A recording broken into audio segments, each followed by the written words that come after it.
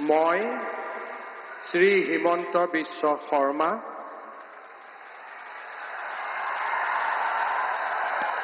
ঈশ্বৰৰ নামত শপত লওঁ যে বিধিৰ দ্বাৰা স্থাপিত ভাৰতৰ সংবিধানৰ প্ৰতি মই প্ৰকৃত বিশ্বাস আৰু আনুগত্য পোষণ কৰিম।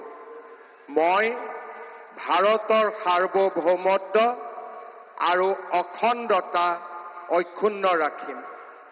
মই অসমৰ মুখ্যমন্ত্ৰী হিচাপে মোৰ কৰ্তব্য বিশ্বস্ততাৰে আৰু শুদ্ধ অন্তঃকৰণেৰে সম্পাদন কৰিম আৰু মই ভয় বা পক্ষপাত, অনুৰাগ বা বিদ্বেষ নোহোৱাকৈ সংবিধান আৰু আইন অনুসাৰে সকলো শ্ৰেণীৰ লোকৰ প্ৰতি ন্যায় আচৰণ কৰিম।